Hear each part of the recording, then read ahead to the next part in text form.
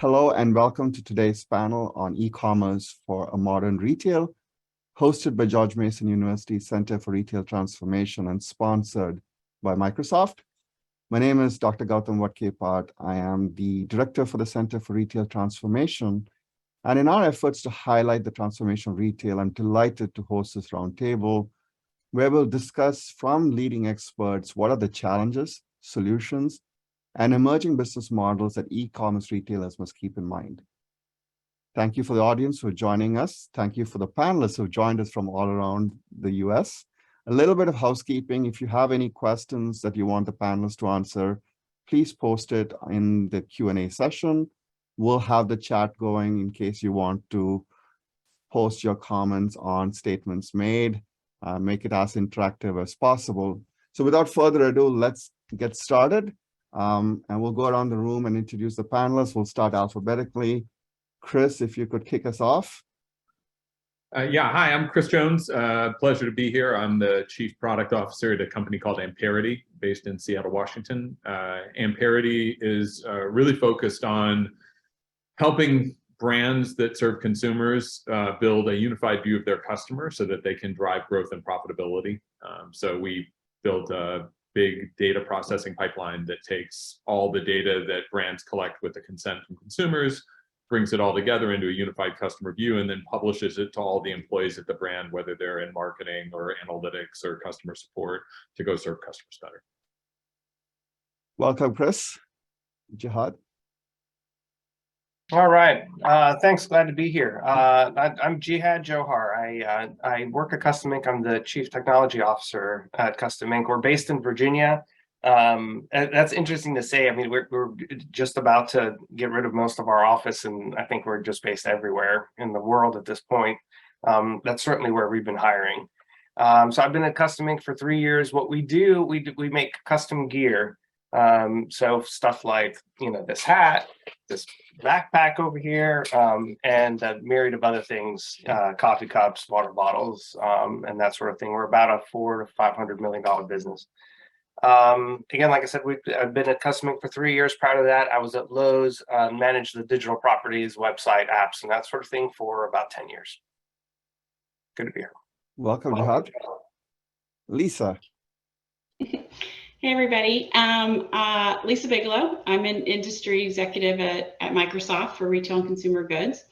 I've been at Microsoft for about a year and a half. And prior to that, I came to Microsoft with about 25 years of retail experience. So I was a buyer at Macy's. I led merchandise planning at Home Shopping Network. I founded a brand management company.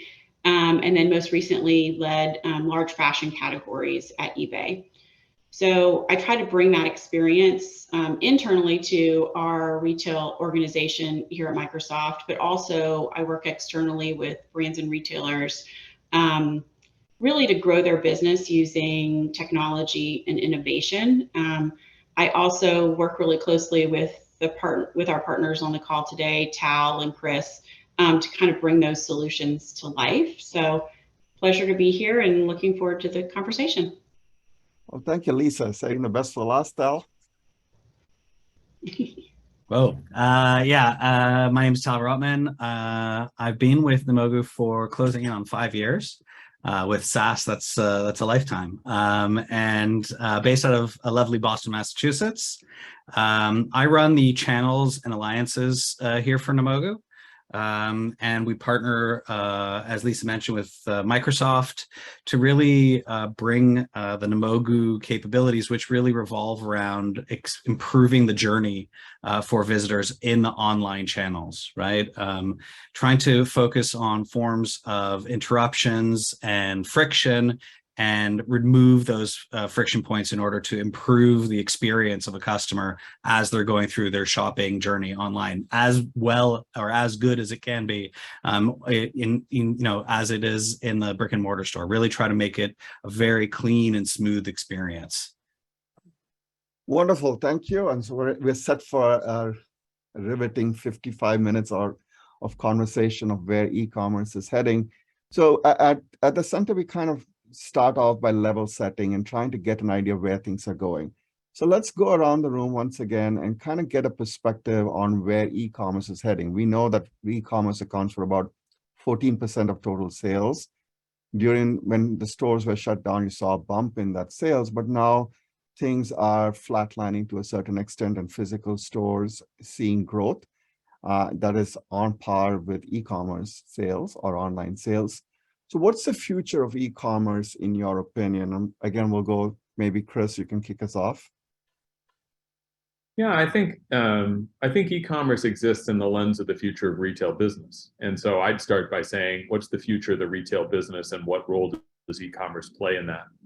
And in sort of my experience, I'd say if you were sort of take the retail business, increasingly what's happening is retailers are moving away from being product-centric or store-centric or channel-centric to being customer-centric in how they think about things.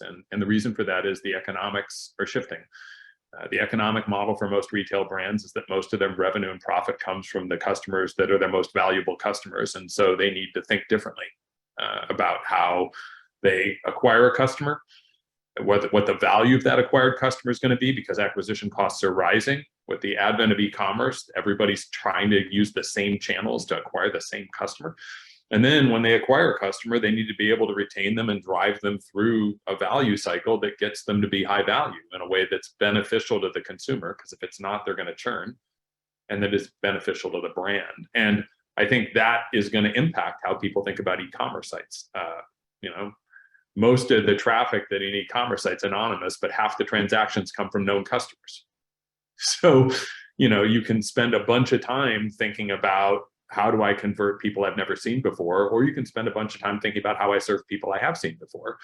The way e-commerce interacts is fundamentally shifting with the death of the third-party cookie and the mobile ad ID. And so the notion of knowing and getting consent from your customer on e-commerce is going to start to matter a lot. And so, I think about e-commerce just as a tool for a retailer who's going through an incredibly disruptive time where the fundamental way they drive their business is shifting. Excellent. Thank you. Gihad, what are your thoughts and additional points? Chris, I really liked yours actually. Going from product centric to customer centric. I completely agree there. The experiences are getting better and better and more accessible and more convenient, to others. I just 2 weeks ago I did a transaction just getting a new phone completely through chat. Just because I didn't want to interact with an app and didn't want to go through checkout, and chat was sitting right there. And it was a lot more convenient. I got all my questions answered and did a full transaction, like authenticated and everything. It's huge. And people buying and selling cars sight unseen. Again, alleviating that friction. There's great features in there. We were actually talking before the session started, and Gotham, if you don't mind me, I think it'd be great to hear your question that you asked of your students, what percentage of e-commerce happens online, and what the answer was. Could you share that again? Sure. So for the audience, I teach an e-commerce and retailing class, and I asked them what percentage of retail sales comes from e-commerce, and the answer was 80% comes from e-commerce. Of course, it's flipped for those who know retail, but that's perception. Yeah, and that's what the future, like influencers and the future of this of this country are the folks that you've asked at. So I guess that's where I think e-commerce is going. It's going to 80%. But I'm real bullish on it. I think the Scott. Yeah, I don't think we've seen yet what the limit is. And as technology becomes more accessible and experiences become better, I think we'll break through, a lot of barriers. Excellent. Lisa? Yeah, I mean, I agree with what everyone's saying, and, what Chris shared. I think, we're going to see a unifying of data and customer records. You have to be able to buy something online and go into the store, and they have to know what you bought and be able to service your request or change, and just sort of have that customer history that goes across all channels. I would include social in there too. I think what at least a lot of retailers and brands that I talk to, I mean, they're obviously all thinking about the metaverse and Web3 and how that's going to impact online shopping and really like how can they actually play there.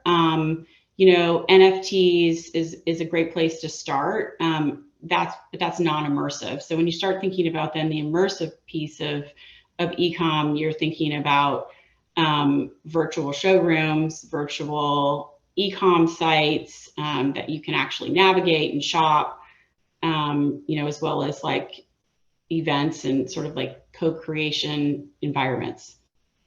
So that's what I'm thinking a lot about when I think about the future of e-com. Excellent. We got the metaverse in within 5 minutes of the session starting. That's awesome. You have to. Yes, it is the future. Absolutely. I love it. Tal, your thoughts? Obviously, agree with most everything everybody's saying here. Just to jump onto what Gihad was saying as well, that flip that we're seeing, that during the pandemic was, some sort of external factor that completely flipped everything on its head, and obviously was only limited by supply chain issues. And now we've seen this massive pendulum swing back to retail, as we can see, in the results every day when we look at what's going on in the stock market.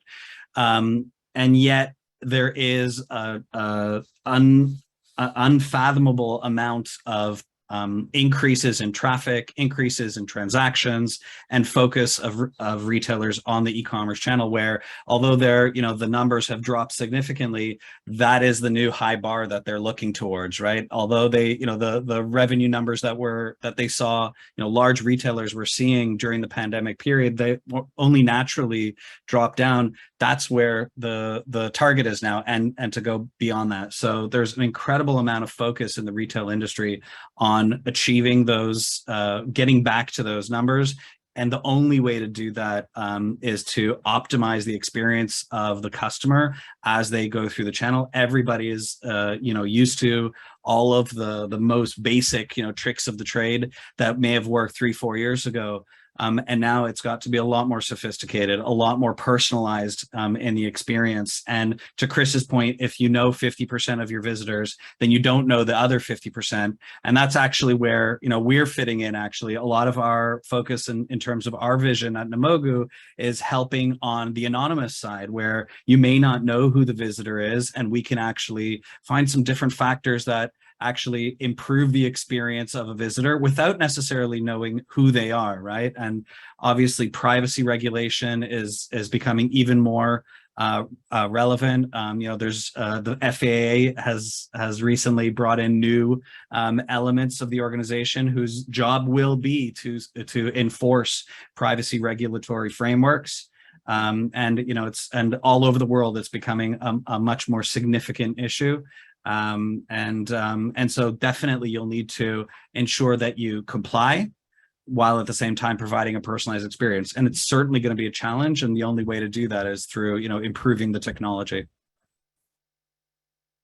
All right, so that's a super nice segue into where we're going, which is the challenges, right? And what are everyone here in this, me included, is bullish. I spend most of my time shopping online, is bullish on e-commerce, and yet, e-commerce does face some challenges, particularly when it comes to profitability, particularly when it comes to attention kind of stuff. So let's go around and kind of talk about the challenges. And the way I kind of thought about it was, we can look at challenges from a supply chain kind of perspective, and then from the customer perspective.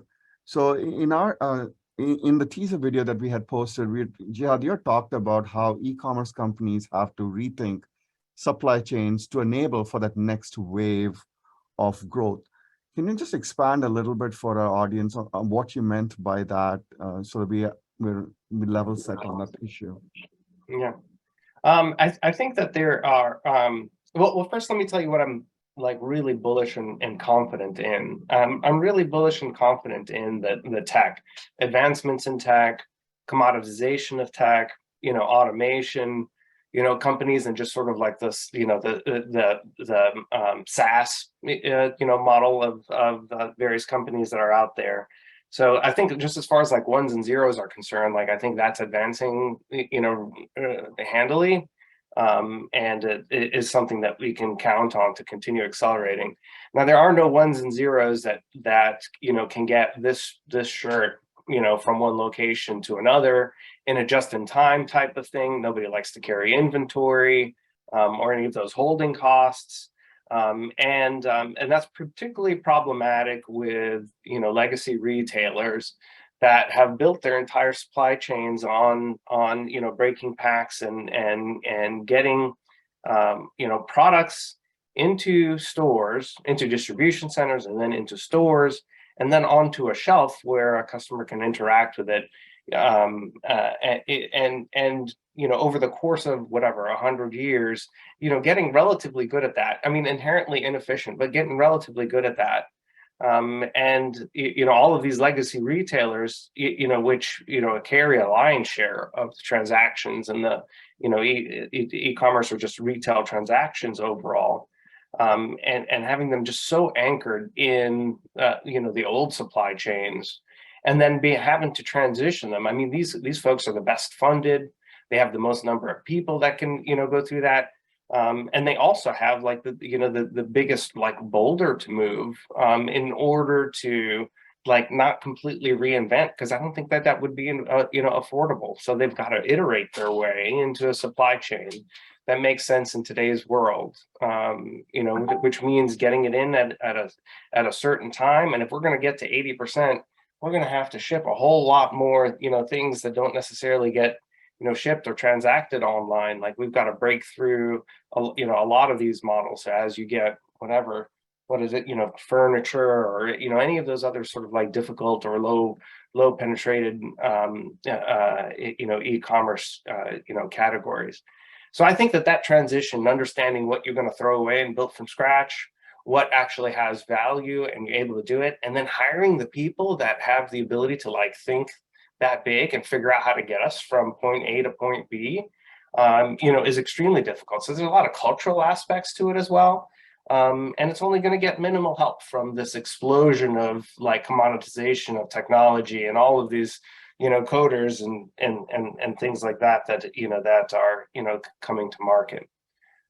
So yeah, I think the supply chain is a real challenge. I think that there's been a lot of a significant amount of wasted opportunity, wasted money, wasted time, and that sort of thing, over the last 10, 15 years trying to get there. But we have to do it. We got to get to 80%. And that means that the Walmarts of the world, Targets, the Lowe's, all of these folks need to make this, transformation in essence. So that's what I'm thinking. Yeah, we'll talk more about the solutions to this conundrum that retailers are facing, but just to get the supply chain story complete and the challenges, Lisa, when we chatted, you had talked about some other supply chain issues as well. Yeah, I mean, it's majorly top of mind right now for retailers, especially as we go into this holiday shopping season, which is upon us. One challenge I'm seeing retailers be affected by is theft and hijacking.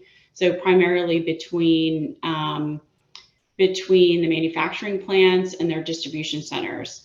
So much so that brands are looking at technology to figure out how to monitor their inventory from point A to point B, and to make sure they know where all the shipments are. I was recently at a footwear CEO conference and heard the Foot Locker CEO speak and many other CEOs, and their number one priority was getting visibility into their overall supply chain. And so it's certainly something that's really important to retailers and brands right now. Awesome. Any other thoughts from Al or Chris on this issue before we switch to the customer side and how do we keep attention? The only thing I'd add just on the supply chain side overall is we're just seeing a fundamental disruption of how goods and services are distributed and how people interact, where supply chain is one of these crucial things. And I mean, the way I think about it is, and I love what you said, there are companies that grew up in the old way of doing things, which was the way to scale. You sold through an intermediary, you had a supply chain that was built to sell through an intermediary. That's how the economics of the business worked. You got world-class at going and doing that. It's how all your people learned how to work that way. You ran your business operations that way. And now It's all different. But it's not all different yet. It's shifting to be different. So you've got to figure out how to do it gradually. And the companies that are purpose-built to the new way are going to build to a different supply chain. And the old companies are going to have to go and figure out how to get into the new supply chain while they still feed the old one. And so that's, the supply chain is just an example of the incredible disruption that's happening in just the fundamental way that goods and services are distributed in the advent of basically pervasive connectivity at low friction that allows you to do things in a transformative way. So it's a super important thing for anybody who's thinking about e-commerce to think about, is to think about, like, what's the new math?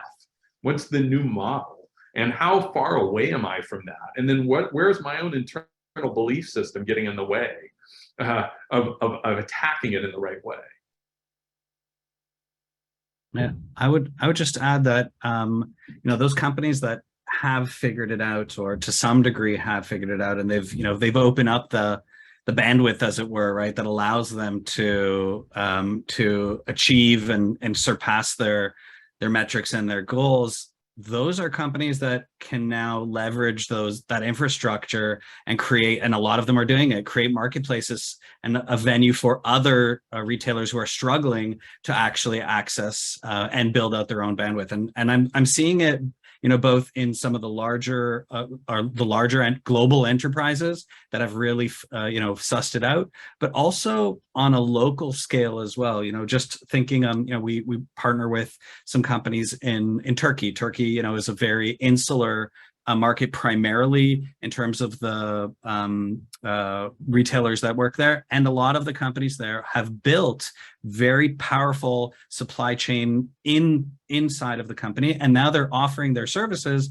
to corporates from outside in order to deliver the last mile. So it's really interesting how the geography has actually enabled new opportunities for e-commerce retailers globally. And of course, geopolitical impacts are just absolutely massive. And so having the ability to absorb those shocks by having, networks rather than your own, your own structure is really, really important. We'll talk about this opportunity of collaborating and partnership in a little bit more. But now let's switch to the customer side of things, right? Like, Chris, you kind of start to kick things off by talking about this notion that we live in a new world where we have to deal with customer acquisition and customer retention. And you got the anonymous people, and then the people who are customers who shop 80% with you.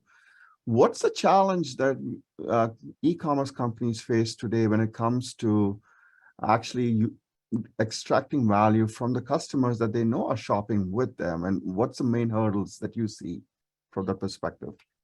Yeah, I guess I'd say e-commerce companies tend to be pretty broad. There are people who are born natively to be e-commerce companies. There are people who are hybrid, and so it's a pretty broad spectrum. I'd say overall, the challenge that I see marketing dealing with in particular is we like to say what used to be a funnel is now a wheel.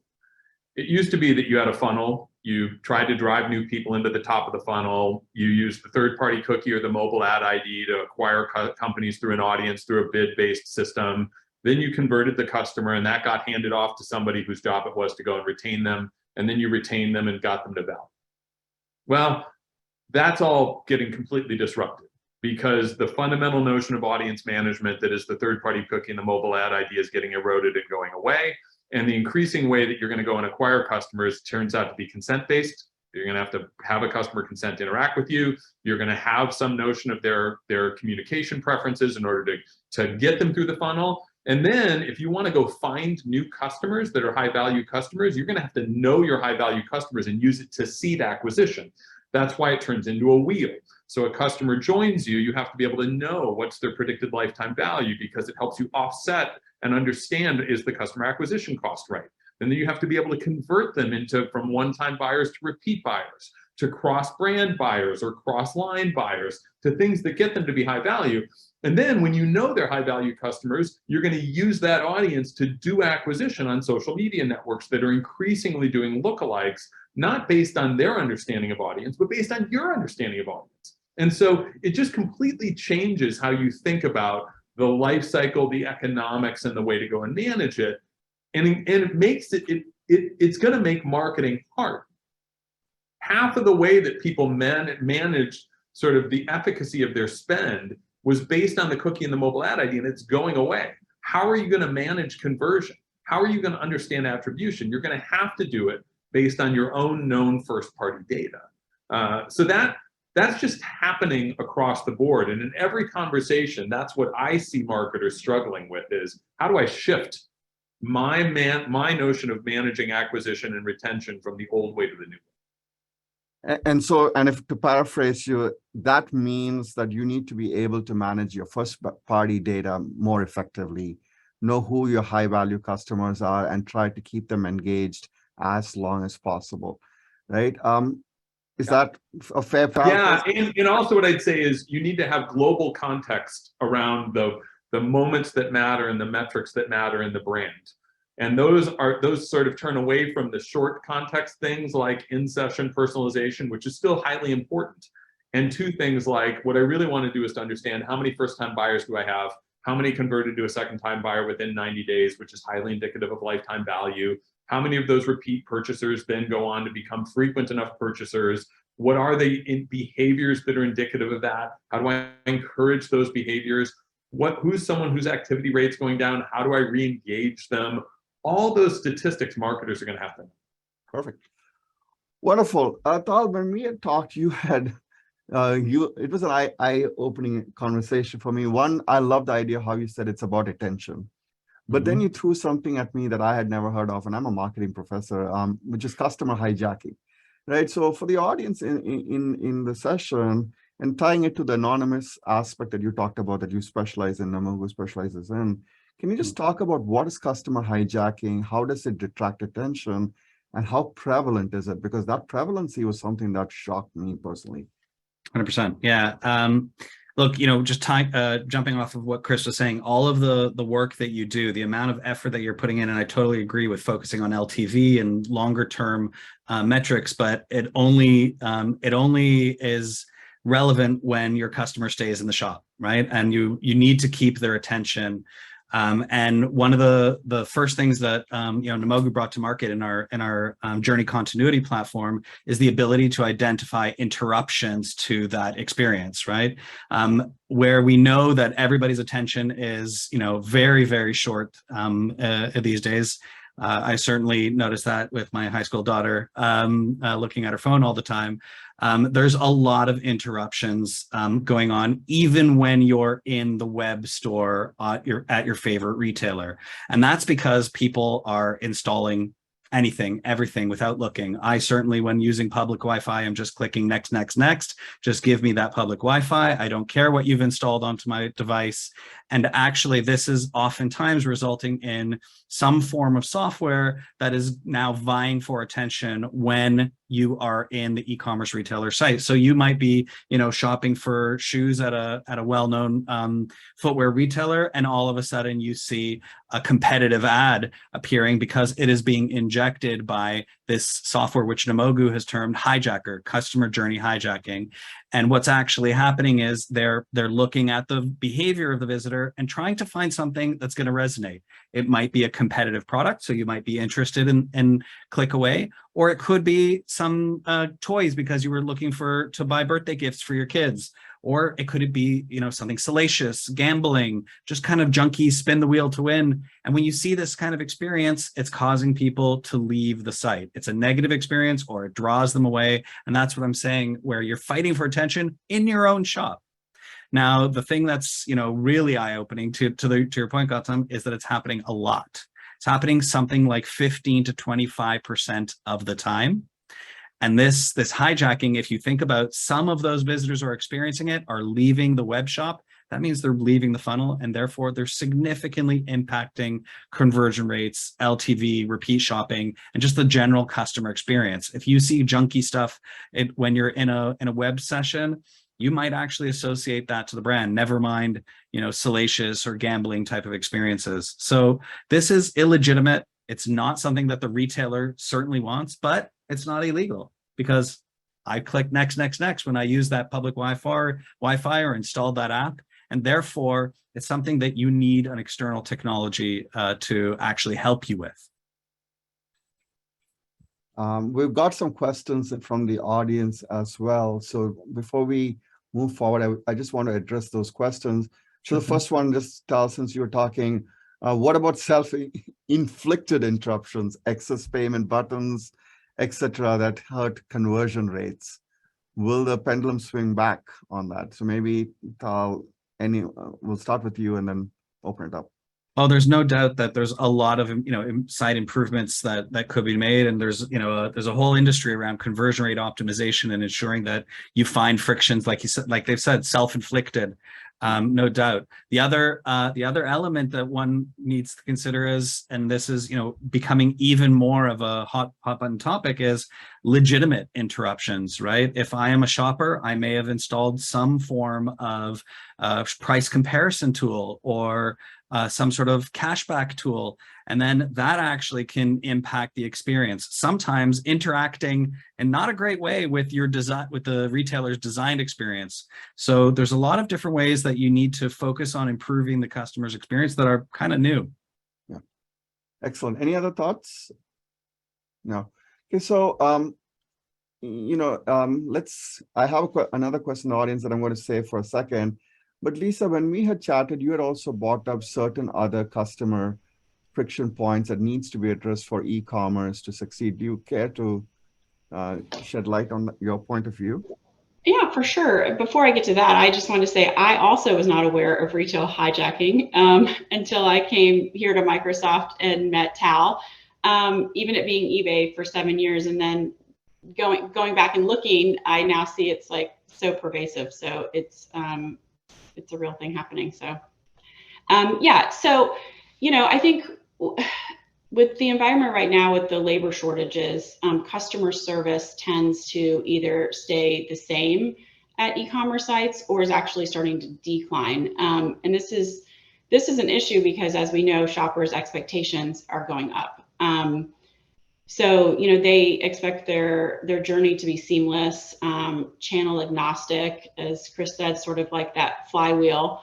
And they'll share their data with you, but they really expect that to be flow through, we talked about this earlier, but like on the e-com site, social channels, the store, and then ultimately customer service. So, for example, a store associate should really have like the customer's information and history from their online behavior at their fingertips to solve those problems, which a lot of times will go back to that sort of customer profile that Chris is talking about.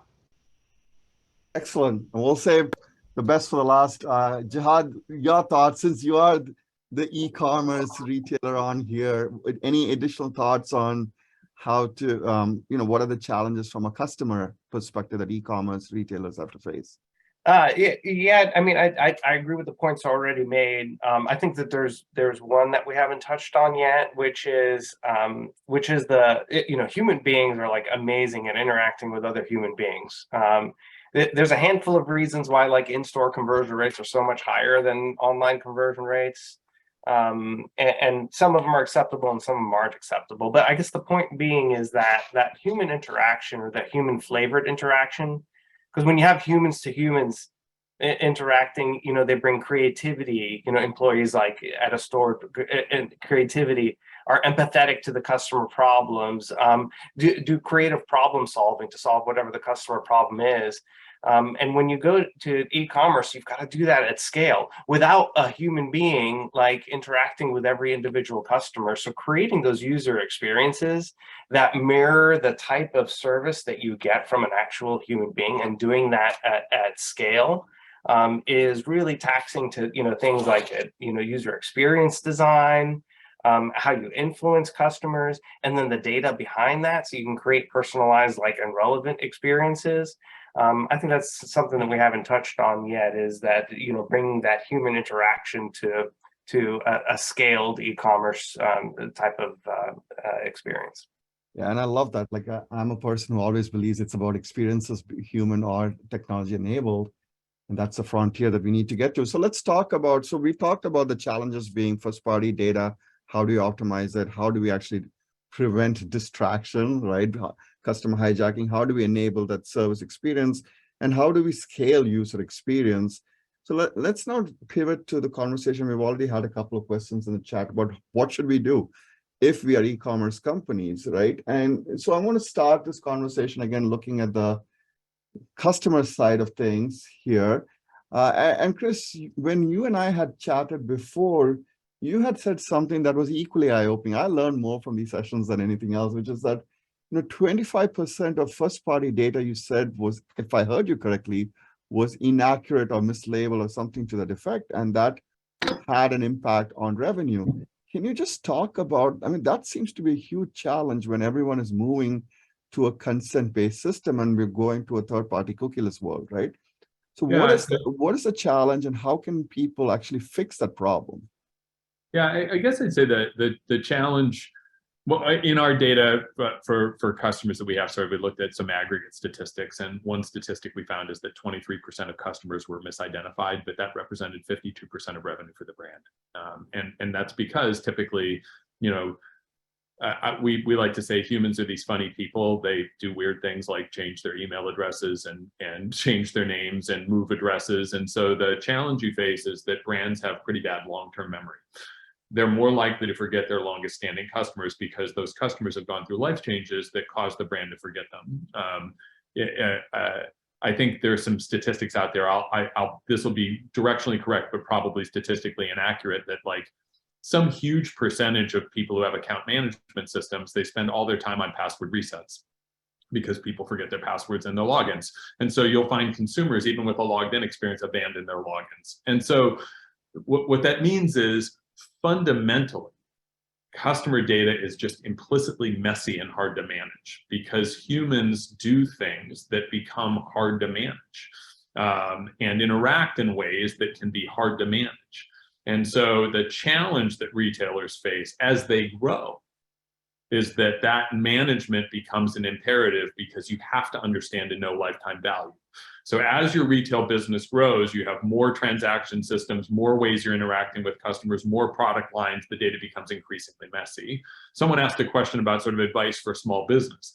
My advice for a small business would be really focus on product market fit and knowing the customers you're serving intimately and making sure they have a really delightful and great experience. And I think in the end, that's a pretty important, get really messy in the data and really understand and embrace the fact that at smaller scale, you can actually have a real human knowledge and understanding. Then as your business grows, your ability to have that kind of personal connection changes. And then you have to have scale-based ways to go in and manage it. So that threshold really, really matters as you grow. But anyway, just to answer your question, I think the challenge is that as your brand scales, customer data is inherently messy and hard to organize and manage, even if you have a loyalty system or a login system, because customers forget their passwords, open up multiple loyalty accounts, share a loyalty account. And if you're really trying to deliver personalized experience and you don't know the customer at your core, you're gonna do a bad job. Yeah. And I would also think that the challenge is that your customers are shopping multiple different channels, right? So having an integrated view of that customer that is evolving, and you talked about global context, right? It is going to be a constant challenge that requires people to really focus in on the data and updating the data as frequently as possible. I think that's right. I would say I've just been surprised at how messy single system companies are. how like even single system companies, it's hard. That doesn't mean it's impossible. It's just hard because people check out as guests and people do a bunch of other things that make it very, very challenging to keep track of them.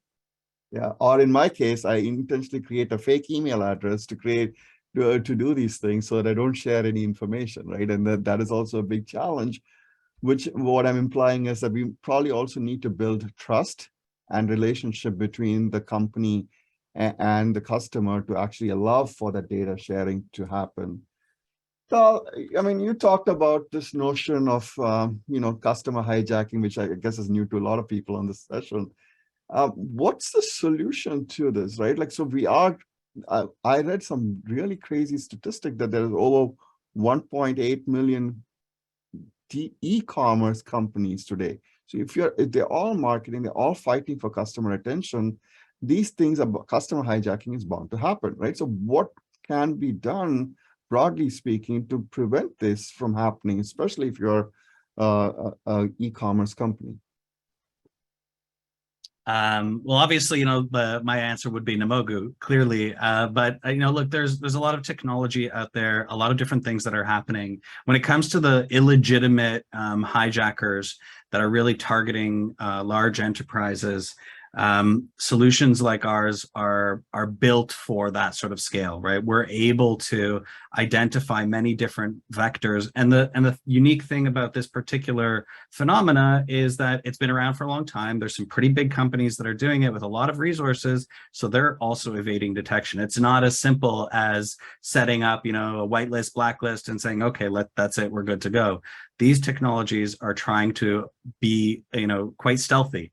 That's really what what Namogoo built. We built the ability to identify, without having any personal data about the visitor, what's going on their browser, what is an illegitimate interrupter, and then prevent that interrupter from interrupting the experience. And that's actually kind of what's led us to having this view of visitors without knowing who they are, and identifying some really interesting behaviors without actually having to say, this is, Gautam, right? And we can dig into that, but really it's about identifying those technologies that are illegitimate, that Gihad, for example, didn't, intentionally build into his website, and that's external happening on the browser side. Perfect. And maybe you can also share your viewpoint of what Jessica asked in the chat, which was like, hey, well, where should we, if you're a small business that's getting started, where should I dedicate my budget to? Share your thoughts on that question. I totally agree with what Chris is saying. If you are a small business, you really, you're spending a lot of your time, focus, and resource on acquisition, and it's becoming so much more competitive, so much more expensive, and so much more difficult to nail it, right?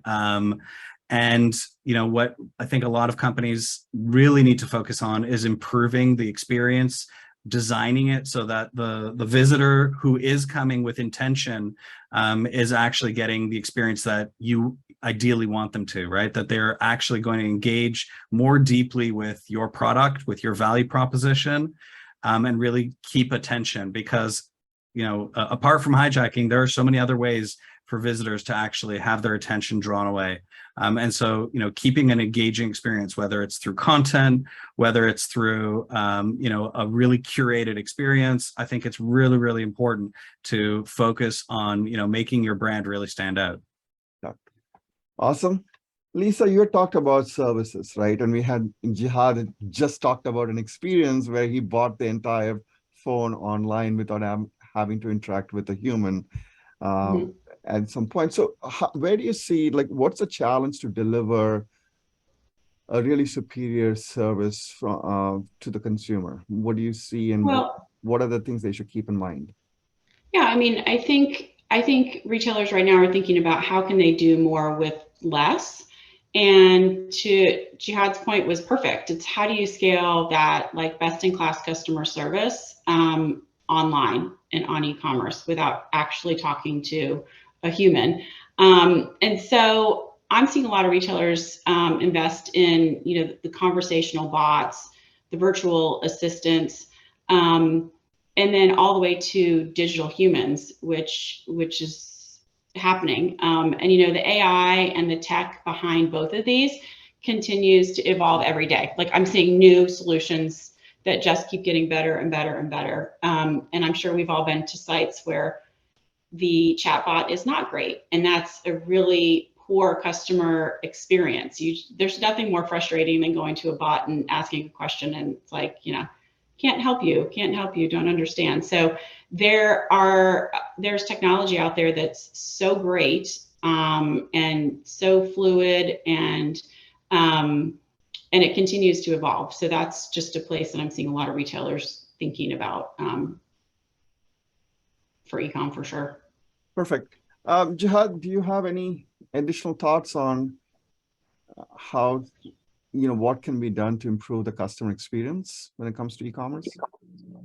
I'll just, I don't want to echo what the folks have already said, but I think just the management of the data, the data science, the machine learning, that, takes all of these and actually makes a good chatbot, is just support. There's an underlying, processing, data and computation cycles that have to be made, so that you can manage all these, like the edge cases and that sort of thing, and don't end up in a real creepy, crappy customer service type of situation. Okay. Just a quick question, but before we, I had received a couple of emails from people saying, ask this question, which was with regards to how do we improve marketing efficiency and effectiveness, right? Especially for small retailers, how do they stand out in the crowd? And I know, Chris and Tal, you kind of talked about the product market fit and so forth, but is there any quick tips that you can tell with regards to how can these companies do it from your vantage points? And it's open to all. I like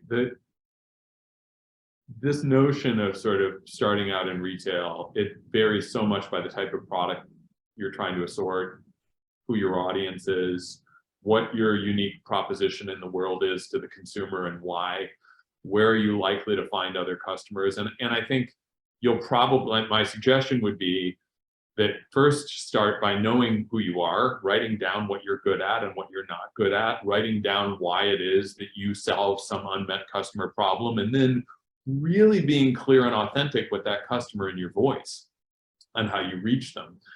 On the one hand, you can say that it's a very challenging space to be. On the other hand, you can be as close to the data as you've ever been in terms of being able to measure the efficacy of, I went and did this campaign, did I see things spike or not? And I just think what's going to end up happening is we're going to start to see marketers get really, really good at that understanding. I have this list of customers. I withhold this 10%. They all look the same. I take this action with 90% of the customers. Did I see an uplift or not?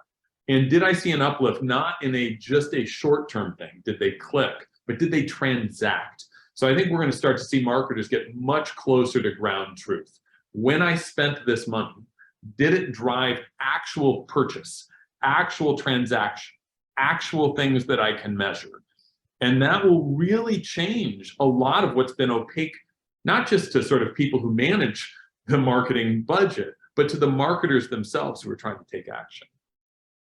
Perfect. Any other thoughts? Yeah. I would just say that I completely agree with, making sure that everything you're doing is measurable, right? Whether or not you've got the scale for a full A/B testing suite, you should definitely be measuring the efficacy of your acquisition, but everything beyond, right? And it is so difficult at the moment in the field of acquisition that really focusing on your voice and standing out is absolutely the primary objective. I totally agree with Chris. Perfect. All right, so let's switch quickly. I know we got 10 minutes. We've got a couple of points to hit upon, but before we move forward, Gihad, you had talked about supply chain being the biggest issue and rethinking it and so forth.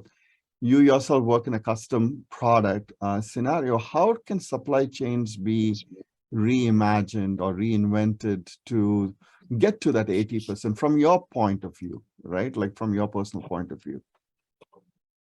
Yeah, from the line of work that we're in, the custom gear work. In essence, the expectation is set through other companies. 2-day delivery is pretty much standard, and then you get extra credit for one, and then you get a whole lot of extra credit for same day.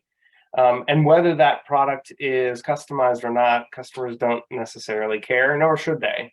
That it took a little bit longer because the folks that do the stitching on this hat happen to be located far from where you're located. So in essence, it's fitting this entire supply chain and production chain, if you will, into the expectations of customers, which is, you know, a very short amount of time. I've got an event on Friday, it's Monday. Do you think we can get some hats for it? And so in the time, you know, between that transaction happens and fulfillment happens, we don't carry any inventory. So we grab the inventory from one of, you know, a dozen suppliers, you know, depending on the cost and the time, and then send it to, you know, either 3 in-house printers or dozens of external, you know, third-party printers that happen to be able to do embroidering or that sort of thing. And so to, you know, send the blank, as we call them blanks, send the shirts over to the supplier that gets everything printed. And in that time, you know, you've got to perfect the art if it messed up in any way. You've got to deal with licensing. If somebody from George Mason or somebody not from George Mason wants a George Mason shirt, we're not going to give them a George Mason shirt. You've got to prove that you're able to license it, you know, this stuff, and that you have permission to do it. Let alone fixing stupid spelling mistakes, which even if a customer makes it, it's our problem. And so we've got to take all that from holding no inventory, production facilities actually all over the world. We've got a couple in Europe, but certainly all through the United States, and getting through this entire process so that we get a good quality product to the customer's hands in the time that they deem it, you know, acceptable from a turnaround standpoint, and getting all that done with a high level of quality. So it's not a small task. But that's the challenge in the custom gear market. Not a small task. Sounds like a Herculean task, actually. I'm glad I'm not in that business. We're getting close to the hour. So there's a question in the chat that I thought was quite interesting, which is, your thoughts about utilizing existing sales channels versus your own website for e-commerce sales, right? What would you recommend? I would assuming be as all over the world as possible, but assuming that these are small retailers, they need to kind of focus in on something. Any advice? Yeah, I can, you know, I think what I was going to say is also when we're talking about new businesses, it's you want to get to close to your customer as possible. And so there's absolutely nothing wrong with selling through marketplaces like Amazon, eBay, Etsy. There's actually many more. I mean, Walmart now has a marketplace, Target has a marketplace. So if that's where your customers are, you know, go to them, and you can get a lot of new customers, a lot of additional sales by doing that. So that'd be my advice. Perfect. All right. So now, quick switching gears, putting on your forward-thinking hats, right? What should be the emerging trends and business models that e-commerce companies should keep in mind as they prepare for the future? And we'll start off with you, Lisa, if you don't mind.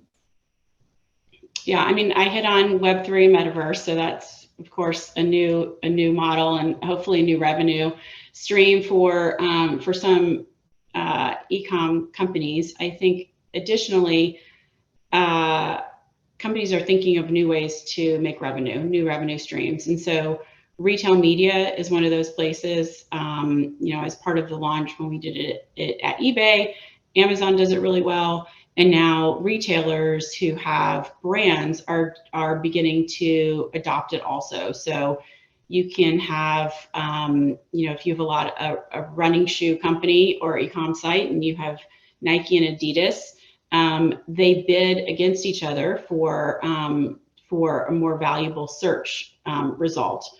And so if they want to come up top, then they have to bid in a retail media platform. So I really love that. That's a great way. It's almost pure gross margin.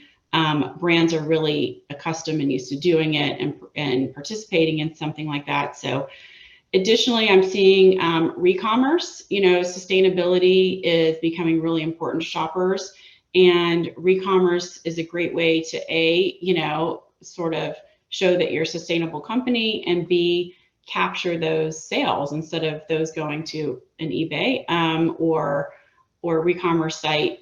You can capture those. So I'm seeing retailers and brands, you know, moving towards building those capabilities. Perfect. Tal, do you have any additional points?